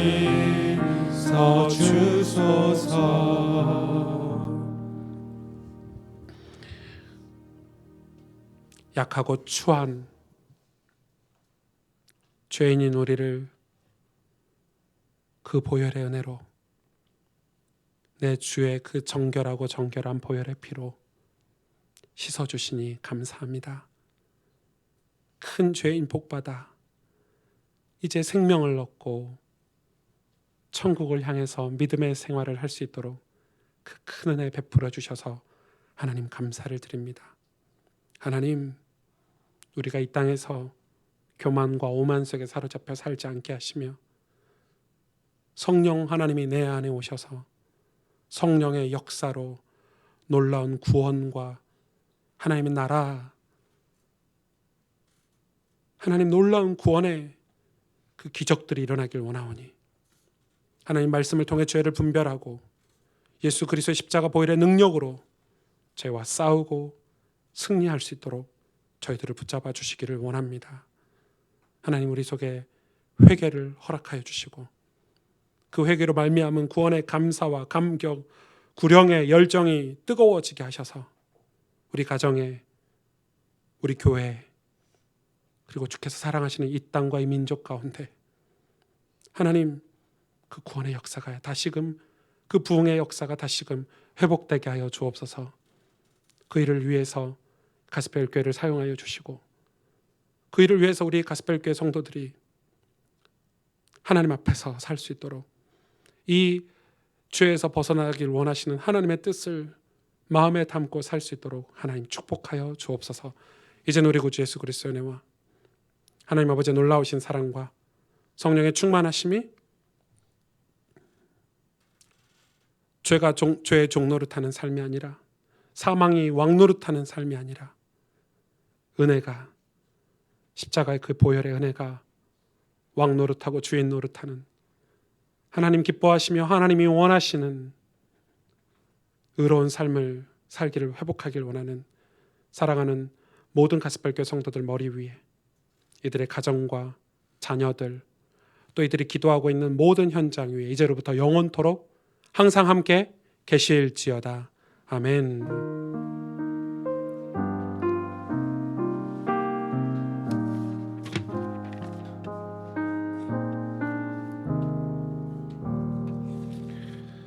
네, 교회 소식 전해드릴게요. 오늘 2부 예배 오신 분들은 저희 1부 예배 때 1부 예배 끝나고 교회 공동의회를 했습니다. 그래서 이제 다른 교회에서 오신 우리 권사님들, 안수 집사님들 피택 선거도 했고요. 두 분의 안수 집사님 그리고 두 분의 권사님이 이제 교회 시무 권사님, 안수 집사님 됐고, 이제 다음 주에 주보로 광고로 안내해드리도록 하겠습니다. 그리고 2020년도 예산안도 통과가 돼서요. 그 이제 예산이 책정이 되고 교회 조직도 저희가 작년에 되게 화려한 조직. 예, 사실 제가 교회를 잘 몰라가지고 막 무슨 위원회 했었는데 우리 장로님들이 많이 도와주시고 기다려주시고 또 가르쳐 주셔서 이제 본래 모습을 좀 많이 찾는 것 같아요. 저도 이제 개척해서 이렇게 잘 모르잖아요. 그래서 우리 교회 이제 어른 장로님들을 찾아뵙고 여쭈고, 그래서 올바른 길 가려고 많이 노력을 하는데, 그래서 이제 내년에는 저희가 행정 조직을 되게 심플하게 가고요. 그리고 이 세 개 조직을 만들었어요. 목회 지원국, 교육 지원국, 행정 지원국 해서 세 개의 국만 가고, 실제로 그 일을 할 수 있는 분들로만 이렇게 세우게 됐고요. 그리고 나머지 중직자들이나 많은 어른들은 이제 개인 양육이라든지 이제 우리가 복음 전하는 일, 또 기도하는 일에 좀 신경 쓸 수 있도록 아주 소수가 행정을 하고, 나머지 모든 부분은 이제 교회가 같이 영혼을 섬기는 사역을 같이 할 수 있도록 이제 방향을 그렇게 내년에 잡고 가게 됩니다. 그래서 저희가 조직이 다 오늘 공동회의 때 통과가 됐는데, 이제 최후 뭐 이렇게 다 정리가 돼서 1월 첫째 주에 조직 임명, 그리고 서리 집사님 임명, 그리고 이런 진행이 되고요. 그리고 송구 영신 예배 때 소그룹 발표가 있습니다. 그렇게 진행이 될 예정입니다. 이 네팔 봉사활동을 위해서 여러분 많이 후원해 주시면 좋을 것 같아요. 저희가 한 20명 정도가 이번에 네팔 봉사활동 들어가는데, 가서 이제 저희가 성경학교도 처음으로 하게 되고 집회도 하고 또 많은 봉사활동을 하게 되는데, 여러분 많이 기도해 주시고 배경이 되어 주시면 감사드리겠습니다. 돌아오는 수요일 날 오전 10시 반에 성탄 감사 예배를 드리죠. 연합 예배로 드려요. 여러분 상상을 해보세요. 1, 2부 예배를 합쳐서 드려요. 그리고 이 주일학교도 다 합쳐서 드려요. 그러면 여기가 난리 나겠죠. 그러면 일찍 오셔야 되겠어요? 늦게 오셔야 되겠어요? 주차장도 난리 나겠죠. 평상시 되는 주차량의 2배를 주차를 동시에 해야 되니까. 그래서 성탄절 날만큼은 조금만 더 일찍 오시면, 한 10분만 일찍 오셔도 여러분 예배 늦지 않고 이렇게 들어오실 수 있을 것 같아요. 이 성탄 예배 때는 성탄 예배가 끝나면 비브리지 연간 보고를 하게 되고요. 그리고 이어서 나눔 마켓이 진행이 돼요. 저희가 나눔 마켓을 한다고 계속 광고하는 이유를 아시겠죠? 그날 현금을 들고 오셔야 돼요. 헌금 말고 현금. 예. 왜냐하면 바자회는 다 카드가 계산이 안 된다고 합니다. 그래서 많이 사주시는 게 봉사하는 건데, 사실 많이 사도 더 얼마 안 해요. 저희 한빈이도 유치원에서 바자회를 하더라고요. 그럼 10,000원짜리 한 장 들여보냈더니 이렇게 사왔어요. 지가 사고 싶은 거 다 사왔더라고요. 이렇게 장난감들을 이렇게 사왔던데, 그렇게 해서 이제 수익금으로 내가 이거를 필요 없는 거를 누군가가 저렴하게 구입하고 그 수익금으로 저희가 이제 어려운 이웃을 돕는 건데, 그래서 이제 그날 한 2시간 정도 이제 이 마켓이 진행이 되는데, 여러분 함께 해주시면 좋을 것 같아요. 한번 이번 마켓 뭐 이렇게 그 기능 제보 하시는 분들도 많던데, 그런 것도 사전에 신청을 다 하셔서요. 잘 진행될 수 있도록 함께 해주시면 좋을 것 같습니다. 송구 영신 예배 일정이 나왔습니다. 12월 31일 8시 1강, 저녁 10시 2강. 저희가 2가지 제목으로 참된 기독교 신앙, 우리가 감당해야 될 사명, 마태복음 말씀 가지고 이번 내년도를 준비를 하려고 합니다. 일정들 잘 조절하셔서요. 송구 영신 예배 이렇게 늦지 않고 다 오실 수 있도록 스케줄 잡으시라고 미리 안내를 해드립니다. 12월 추천도서 있고요. 이 우리 강정화 집사님, 김호연 성도님 결혼하고 신혼여행 갔다 오셨는데 오늘 점심 떡 맛있게 먹었습니다. 2부에 오신 분들 남았나요? 네, 항상 1부 끝나고 나눠주다 보니까 네, 아무튼 떡 해오셨는데 너무 감사하고 또 축복하고요. 네, 귀한 가정, 네, 축복된 믿음의 가정 이루도록 여러분이 우리 정화 집사님 가정을 위해서 기도 많이 해주십니다. 누군지 아시죠? 저 뒤에 계시는데 네. 감사드립니다. 그리고 우리 한울 자매도 이제 귀국해서 잠시 이제 한국에 나왔고요. 또 연말에 또 같이 신앙생활하고 또 돌아가게 되는데 기도해 주시고 우리 많은 분들이 이제 저희 교회는 이렇게 나갔다가 들어오셨다 하는 분들이 그러니까 이제 출타하시고 이런 분들이 많으셔서 저희가 이제 교제하는 시간들이 되게 좀 짧은데 계시는 동안 서로 교제하고 또 은혜를 더 깊이 누리고 또 위로가 되고 힘이 되는 그런 연말이 됐으면 좋을 것 같습니다. 한 가지만 더 말씀드리고 마치려고 해요. 저희가 아침에 그 공동회 때 그 권사님 안수 집사님들을 이렇게 시무 권사 시무 안수 집사님으로 하면서 저희 이제 윤노한 장로님도 계시고 한데 왜 안 했냐 이렇게 질문이 있어요. 장로님이 이제 이 연세가 좀 있으셔서 은퇴 나이가 되신 거죠. 은퇴 나이가 되셔서 그래서 굳이 이렇게 이거를 할 필요가 없다 해서 이제 본인이 사양하셔서 안 하셨지만 제가 이 말을 드리는 거는 그래도 장로님이신 거죠. 그러니까 교회는 이 조직이 굉장히 중요해요. 그런데 조직이 중요하지만 교회는 조직이 중요하지만 중요하지 않아요. 왜냐하면 교회는 그 조직으로 운영되는 데가 아니라 그래서 여러분 조직 뭐 재직회 있고 당회 있고 당회 위에가 뭐 있는 줄 아세요? 공동회가 있어요. 세례 교인들의 연합 모임이 교회의 주인이에요. 하나님이 주인이시지만 인간의 입장에서 교회의 주인은 세례 교인이에요. 그래서 이 성도라는 단어는 평신도하고 성도하고 단어가 좀 달라요. 그러니까 이제 우리가 막 자꾸 집사님, 권사님 이런 호칭을 붙여서 하긴 하지만은 사실은 성도라는 직분이 가장 좋은 직분이고 이제 직분이 아니라 이 신분이고 그리고 이제 직분이 필요하기 때문에 성경에 이런 직분이 필요하다라고 했기 때문에 직분이라는 걸 주는 거예요. 그러면 이제 장로님들이 은퇴를 하셨어도 장로님이신 거고, 그죠? 그래서 이제 여러분 제가 이렇게 말씀드리는 것은 저희 교회 젊은 우리 청년들이 되게 많아서 혹시 우리 장로님들, 우리 권사님들 잘 모르실까봐 여러분이 이렇게 늘 인사도 하고 교제도 하고 교류도 하고 그래야 이제 질서가 교회 안에 바르게 잡히면 신앙이 되게 건강하게 이렇게 대를 넘어서 갈 수 있다고 저는 생각해요. 기회가 되면 이제 그런 시간들도 좀 가지려고 하고요. 또 그런 자리도 많이 만들어 가려고 하니까 여러분 함께 기도해 주시면 감사하겠습니다. 네, 궁금해하실까봐 안내해 드렸네요. 여러분 이제 옆 사람 한 번만 축복하시죠. 네, 회개 기쁨을 회복하십시다. 축복 한번 해주세요. 네, 네. 이제 여러분 또 한 주간 또 한 2, 3일 잘 건강하게 잘 지내시다가 우리 성탄 예배 때 뵙도록 하겠습니다. 감사합니다.